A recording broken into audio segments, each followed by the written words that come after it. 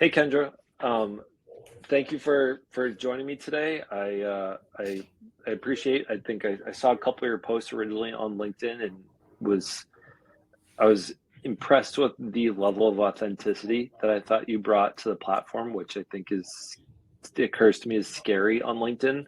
I feel like I can get a certain level of authenticity on Instagram and TikTok, but LinkedIn I feel like is kind of stuffy, and it's like you're supposed to give this like really corporate side, and I thought you were letting letting out some of the raw stuff like be shared. So I really appreciated that. So that was part of the reason I reached out, and I think you have a strong voice on here. And then I was reading more about your Beyond the Ninth and trying to understand like what are the problems. I think that's kind of what I wanted to talk with you about today was like what I recognize, at least in the domestic sphere, that a lot of moms feel lonely and that they're the only ones holding like the cognitive load, the emotional load at home. But I'd love to learn more about like what do you feel like a lot of working moms out there, and when I say working, obviously talking about the the folks that are in a corporate setting or in a outside of the home setting, but what is the struggle that is having them feel alone? So, first of all, so awesome to be here. I'm excited to talk to you. The loneliness comes in the transitional time from becoming a mother to returning to work. Before we have a child, we are ourselves. We are identified by who we are as a person, the work that we do, the hobbies that we have, the things that we enjoy doing day to day. Once we actually have a baby, everything changes and we're not prepared for that typically. And I think that's when the loneliness starts is all of a sudden you are a different person.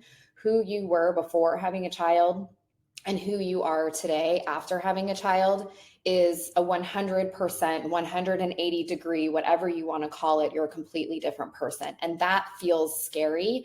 And it feels oftentimes like there's nobody else on the planet that's experiencing what you're experiencing. Then a few months later, you have to transition back into the workforce. And a lot of times that changes. You maybe don't want to work the hours that you worked before. Your body is probably not recovered. You might be going through postpartum depression. Your hormones are still imbalanced. And so, again, we're expected to kind of be the person that we were before, but we're not that person. And so, all of a sudden, this kind of like loneliness starts to set in where you feel again like you're the only person on the planet that's going through that. I know I experienced it. I talk to women every single day that are experiencing it, and we just don't talk about it enough. And I think that there's kind of this like scary thing with saying how we feel, especially as we're transitioning back into the workforce, because we don't want to start setting off any alarms or red flags to our employer that perhaps things have changed for us. So it's almost like the authenticity you'd love to have with your employer is like, hey, I'm dealing with all these things. I have foggy brain from just having a child, and you'd love to share those things. Like when I left my employer back in December, I wanted to tell them what I was doing 6 weeks in advance, and everyone's like, no, Zach, just let them know like the week of, or like 2 weeks as a courtesy, because they can just let you go otherwise. So I think it sounds a lot like that, and like feeling like the things that you're going through, you can't tell with your employer, and at the same time, like a lot of the people in and around you expect you to be the version of yourself that you were. But now that you're going through matrescence, like people don't appreciate or understand matrescence. I think there was a post you had talked about where it was like, I think it was you, where the person that the manager that you had at the time, you were telling them, hey, like there was COVID at our school and we had to take our kid back home, like they can't go to daycare. And she's like, it's always something with you. And I was like, Right. I can see where you would hope, especially as another mom, she would be understanding and she would hear that and be like, oh man, like I totally get it. But you feel like you can't share that, and the loneliness isn't like a lack of an ability to confide in people. Yeah. So I think the problem with employers is that employers are graceful to working moms, especially a lot of employers are graceful to working moms, especially as they're transitioning back into the workforce. The grace runs out. If you are the kind of mom that consistently needs, doctor's appointments, daycare's closed, this, that, the other thing, your employer and your manager all of a sudden get to a point where they're like, I've had enough. We're not going to give you grace anymore, even though that grace has to continue. Becoming a parent doesn't all of a sudden stop at a certain point once you return to work. The obligations are there daily, and the things that you have to deal with are there daily. And so unfortunately, the grace runs out, the patience runs out, and then we're kind of stuck in this sort of hard place of feeling like, do I continue to be honest, or do I run the risk of alienating my employer and making it seem like I'm not as engaged as I should be? And so therein lies the loneliness. Like, what do I do? Do I be honest, or do I kind of just sit and suffer in silence?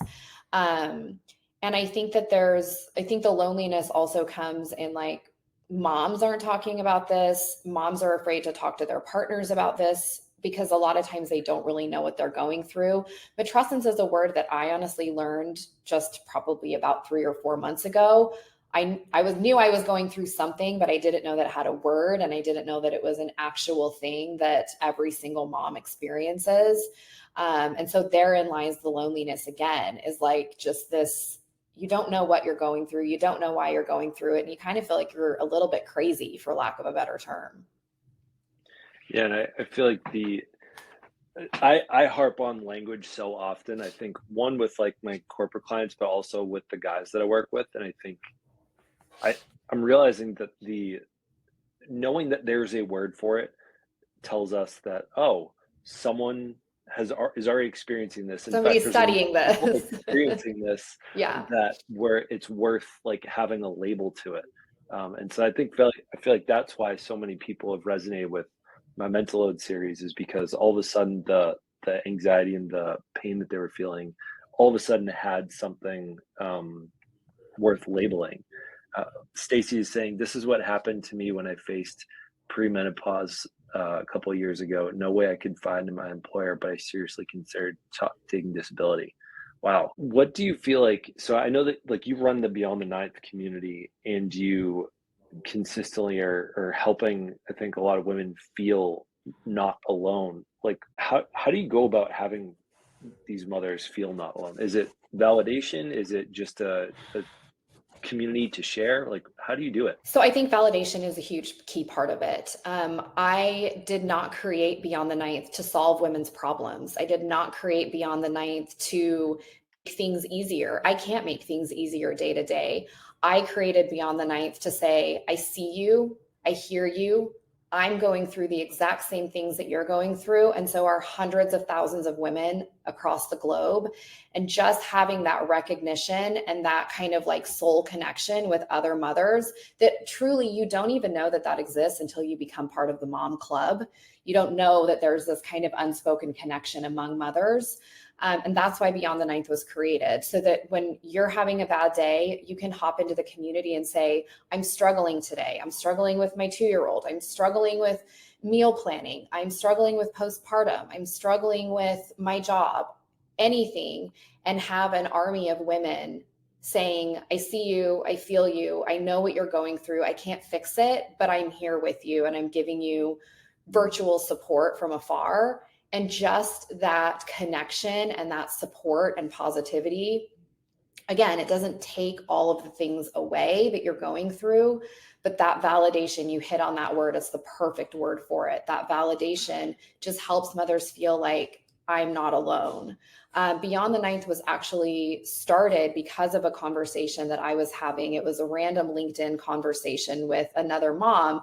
I thought we were going to be talking about marketing. We ended up having this soul to soul conversation. She has an 18-month-old baby, and she was like, I'm drowning. I don't want to be working as much as I'm working. I miss my baby. And I, at that time, had a 3-year-old. And she said to me, does it ever get better? And I said, it kind of gets better. It doesn't, it changes. I said, you're in the thick of it. You have an 18-month-old. You're just sending her to daycare. Like, she was in the thick of it. And all she wanted was the validation to say, I know what you're going through. I went through the same thing myself with my two babies.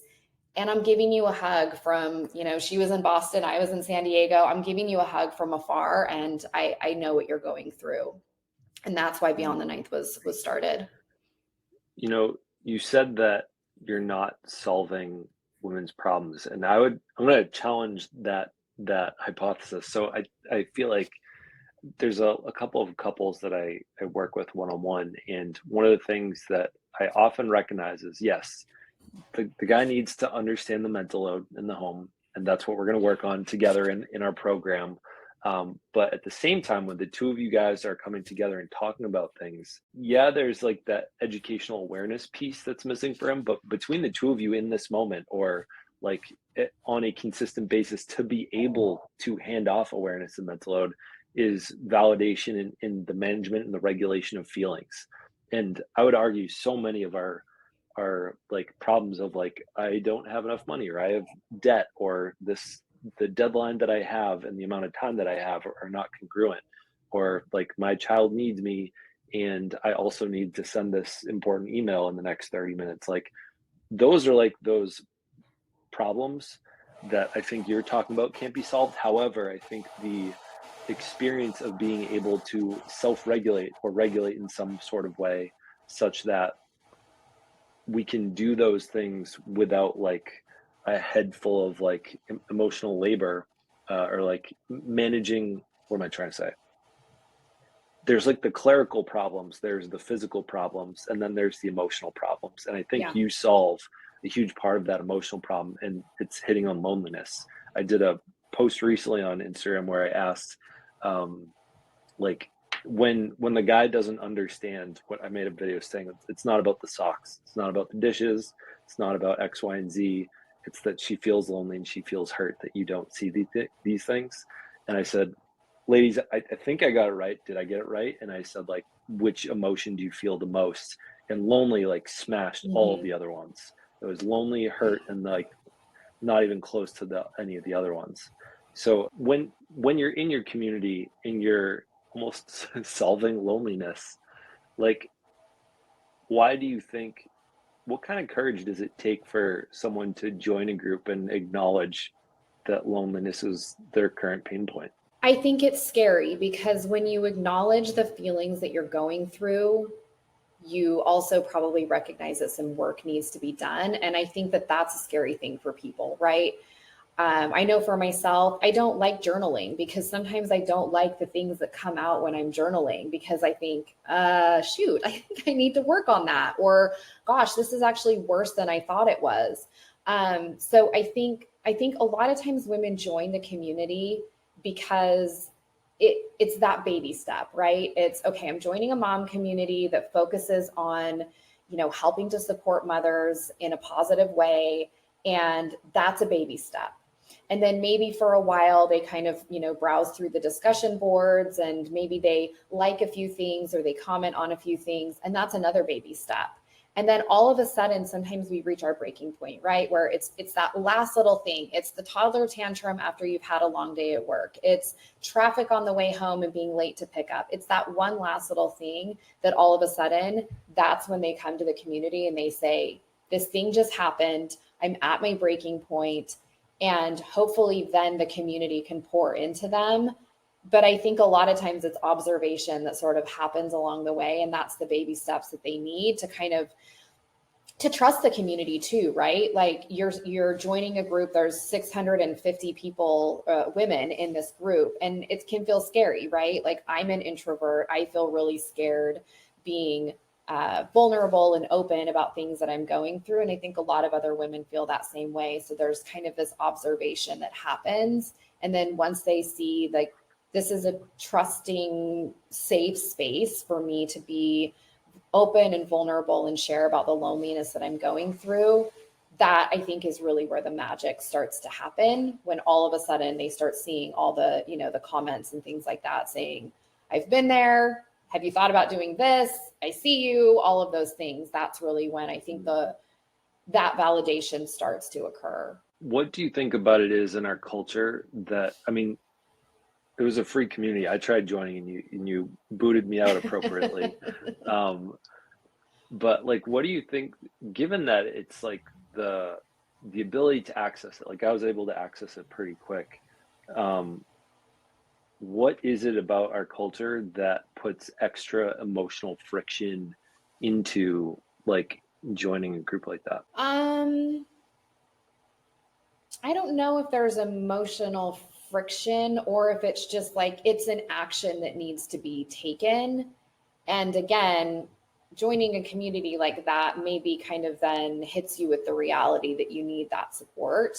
And we don't like to admit that we're going through a hard spot, right? You know, it's just kind of like you go along and you go along and everything's good. Look at me, I'm spinning all these plates.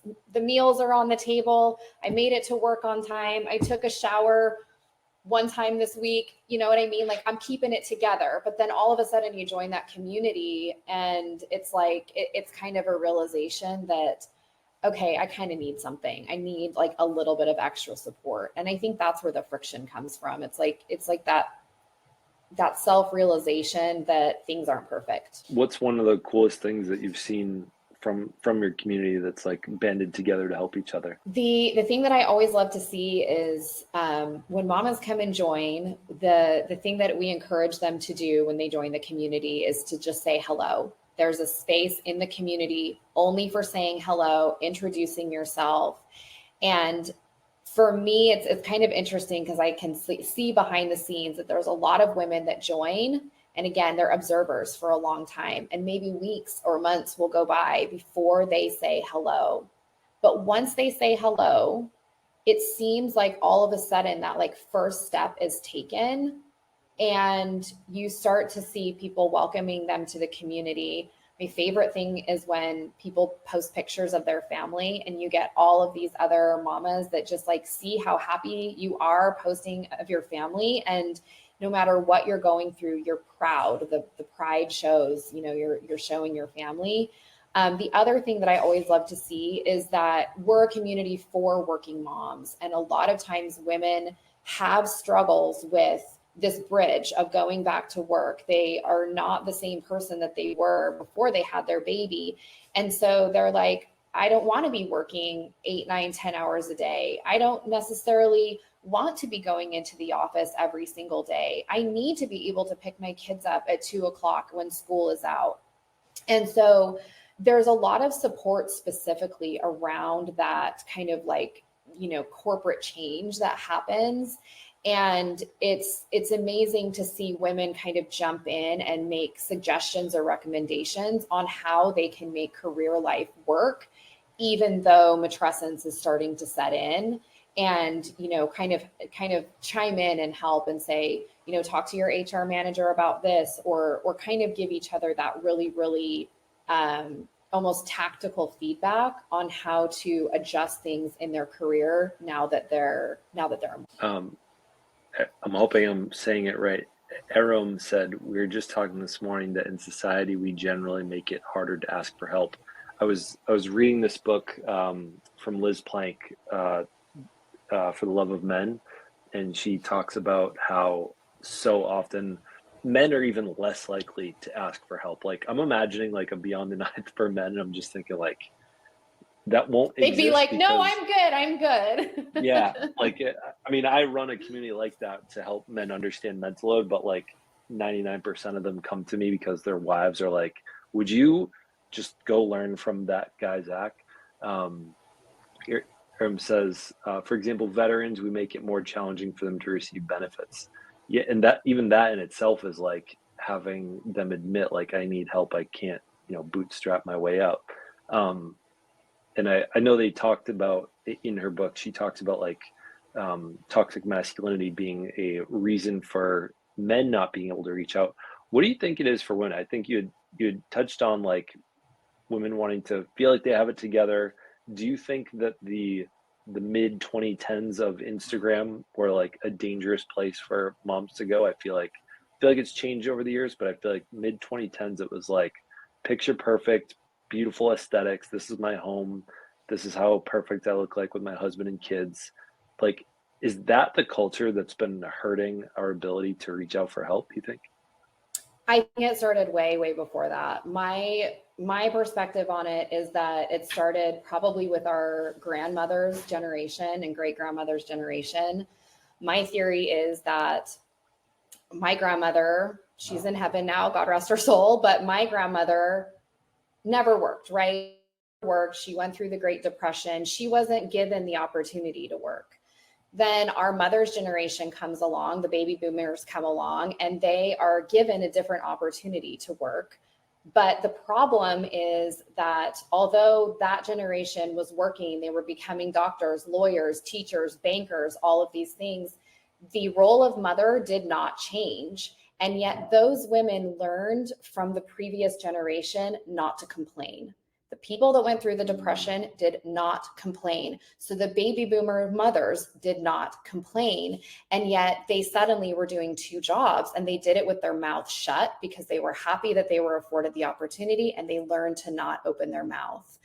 Then comes our generation, and social media is all of a sudden a place where you can go and start observing all of this other perfection, right? And then I honestly feel like once the pandemic hit and women were like stuck at home with the kids, doing the Zoom school, doing all of that stuff, everything broke for every single family around the world. And women were like, we're not doing this anymore, and we're going to be vocal about it. And we have hundreds of million other women on social media that are actually coming and talking about the fact that this is completely broken. And I truly feel like there is a motherhood movement and moment happening right now where things have to change because the mothers across the world are actually breaking down and just not even able to handle it anymore. So I think the 2010s, the perfection, I think that was like the end of the era of people not actually being vocal about the fact that things are not perfect and that this is really, really hard.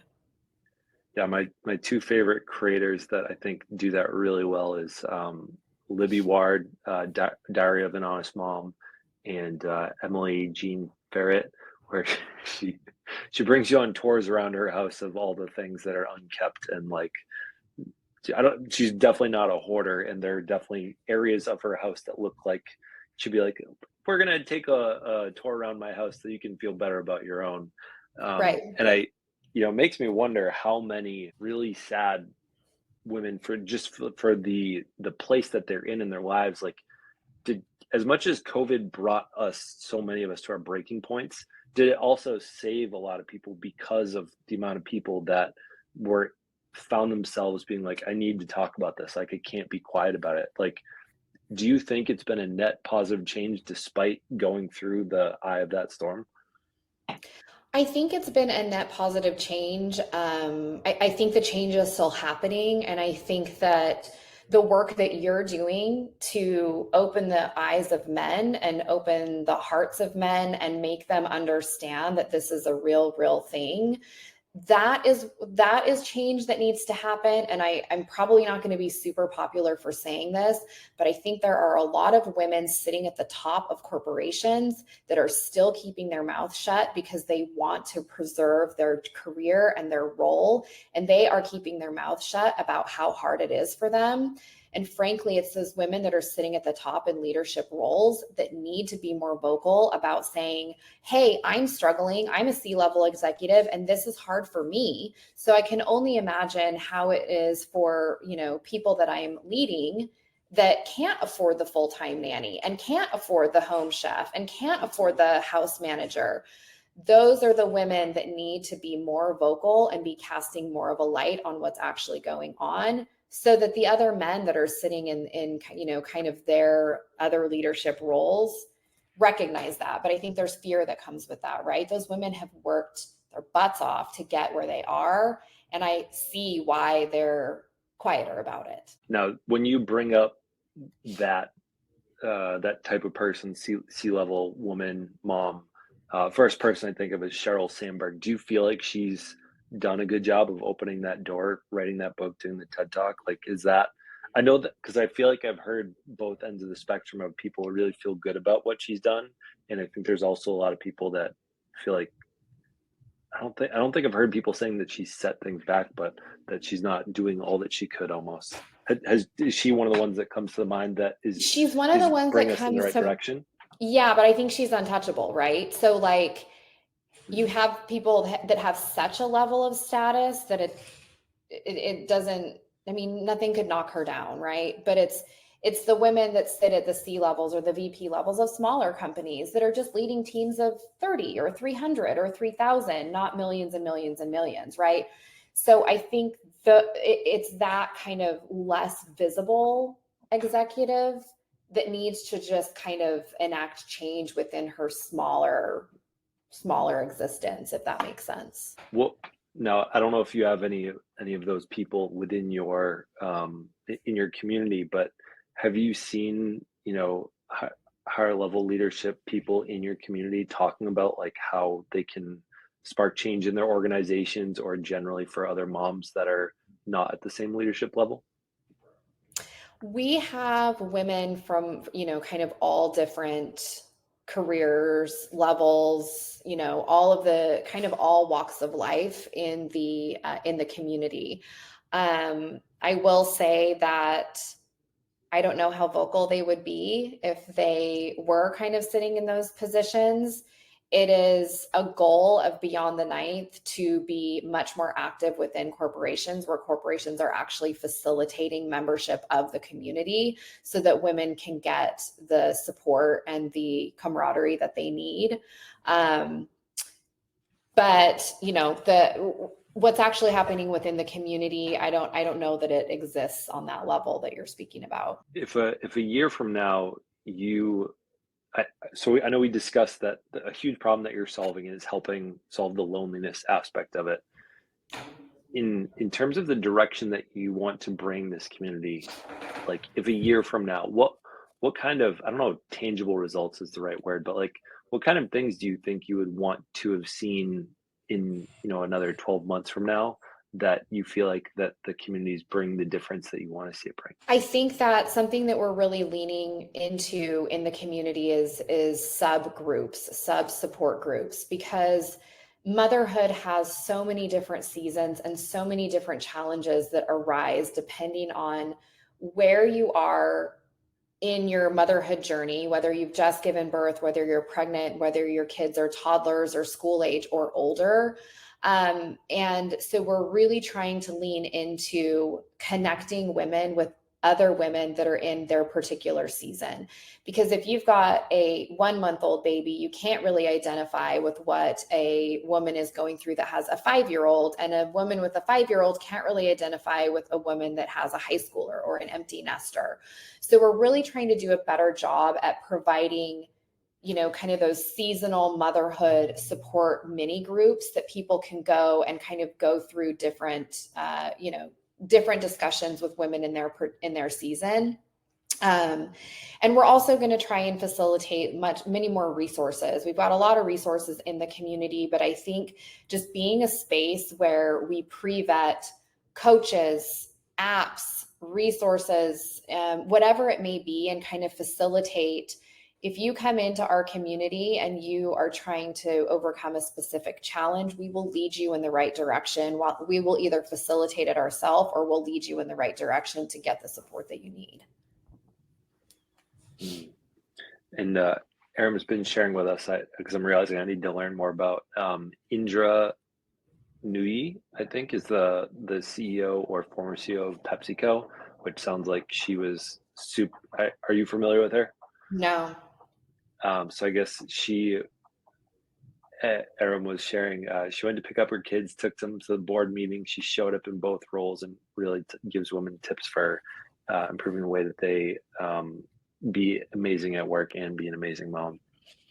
I'll have to learn more from that. Sounds awesome. You want to diversify the sub community so that more different aspects of the seasons of motherhood are met. I think we've gone through. We're probably in our second season of parenthood. I think over here where we had the newborn stage where I felt really lonely. I had a hard time with that. I switched roles and I think we're in our second stage where she's up and moving and she talking and has a lot more autonomy, and she has daycare, but no homework or anything yet. What season are you in right now?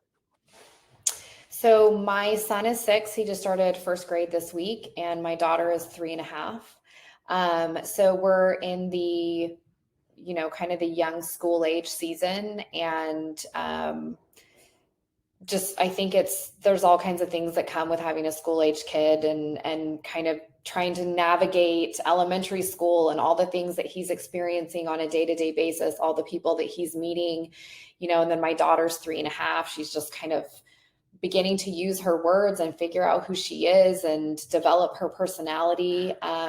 But it's still a very, very physically demanding stage right now. They still need their teeth brushed. They need help getting their shoes on. They need help getting their backpacks together.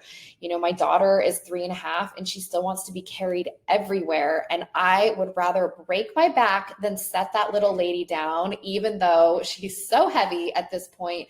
But it's the sweetest thing in the whole world. But I mean, I'm exhausted, physically exhausted at the end of the day from just, for lack of a better term, manhandling my children all day and trying to get their shoes on and trying to get their teeth brushed and carrying her around. So it's a very physically demanding stage. But it's also a really exciting stage, because I think this is the age where their personalities start to emerge and you're like, oh, there you are. That is the person that you are. That's what makes you laugh. That's what makes you cry. That's what lights you up inside. And it's a really, really rewarding time to start learning about who they are. But, not without challenges. They won't eat their dinner. They want mac and cheese every single night. It's like those challenges all start to come in. I want to have one sort of closing note here is if you could share one message with a mom that is feeling alone and is headed back to the workplace or has been in it for a little bit longer, what do you say to her? You are not alone. It may feel like you're alone. It may feel like every single thing that you're going through is hard. It is hard, but you are not alone. And there are so many women out there who are supporting you, who are cheering you on, and who want to help you feel less alone. You just have to find your group. You have to find your place, whether it's in person, whether it's virtual, whether it's your neighborhood, your church, whatever it is. Find the place where you feel less alone, because it will lift you up in ways that you didn't even know that you needed. And hang in there. Everything passes. Give it 2 weeks, give it 2 months. The phase that you're in will change. You will be met with new challenges, but these ones will fortunately pass. And just know that you're not alone. And I will also say, with that kind of like nothing is permanent, if you're struggling at your job and you have a manager who doesn't understand what you're going through, or you have employers who are toxic towards you because you need to leave at a certain time of day, change your life so that you're not struggling with this. If it takes you days, weeks, months, years, it doesn't matter. Realize that you're a different human being now, and what you need now is different than what you needed before you became a mother. Do the work, put in the patience, put in the time to change your situation so that you can prosper. Because if you're not prospering and you're not healthy, you're affecting every other heart and mind and soul that is in your family. And really, the entire home revolves around the mother's well-being. So change your situation, even if it takes a lot of time, change your situation so that you can be healthier. Kendra, thank you. And thank you for letting me interview you here live on LinkedIn. I'm going to post this to podcast, and we're going to share some clips of this on Instagram. But I'm glad that I got to hear more about, and I hope people can hear more and appreciate the Beyond the Ninth community that I'm locked out of. But I'm sure it is. I think the fact that you set that boundary with me, and like when I went to learn more about you and said, nope, this is just for moms, like this is a place where they need to feel that safe space. Similarly with the group of men that I work with, like I don't let women in there because I think Similarly, when you go to the comment section on my Instagram, it's not a kind place for men. So I know that having safe spaces available for people to not feel alone is really important. Is really important. Yes. Thank you so much for facilitating this discussion and for all of the amazing knowledge that you're putting out there. It was awesome to chat with you. Thank you. All right, I'm going to end the stream.